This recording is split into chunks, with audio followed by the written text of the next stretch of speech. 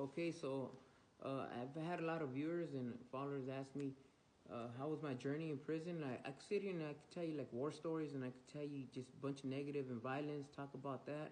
I mean, we got plenty of that, like to watch. I'm sure in these videos. I think what interests me a little bit more was a little bit more insightful. If I tell you, if I share with you guys my journey of change, my transformation, and what eventually got me to where I'm at right now, sitting in my mom's house. I had to do a portfolio. That's what got me released from prison. It was a lot of time, a lot of dedication, and a lot of tears as I did my writings. I had to do a portfolio on my parole packet, and it was an insight into my causative factors that led to my life crime, insight into my remorse, insight into my gang affiliation, insight into my life of crime, amend letters to my primary and secondary victims, existing victims, which was the family, because that's the cause and effect of the ripple effect of things. You know, when we injure someone, we hurt them who are still living. I had to write a insight into my drug addiction. I had to write a, you know, relapse prevention on gangs, victims, anger, uh, drug usage, uh, and remorse letters. So I'm sitting here after 25 years because I did the work. You have to put in the work. You know, change is possible. Miracles do happen. Possibilities are endless. Nobody is helpless or hopeless. For those who are thinking that, you know, this dude committed a crime and now he's posting himself and you got viewers and following and praising him. Nah, I'm not seeking that.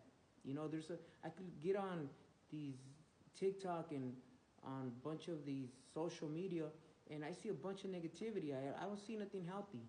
So for those who are thinking that I don't deserve a second chance, or, you know, you might learn something off of me today.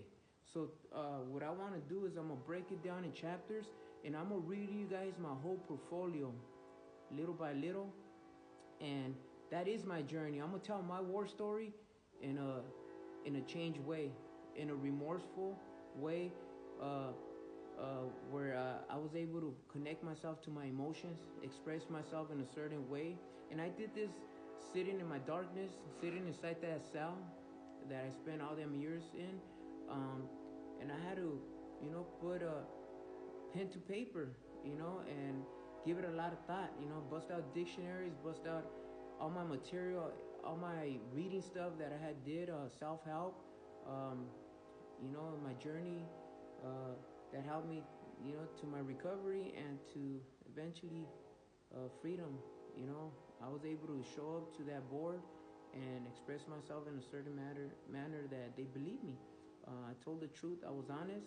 I was not in denial of anything. I admitted to every single thing that I had committed, from from stealing the candy to stealing that skateboard, to stealing that bike, to, you know, jacking the neighbor for their basketball or football, or, you know, that escalated into, you know, taking pullouts, you know, taking them rims and taking that whole car, and, you know, things that were manifesting as I was my childhood upbringing, you know, my journey into becoming a full-fledged criminal that eventually led me to join the gang, carrying guns and using a gun, and then given a life sentence.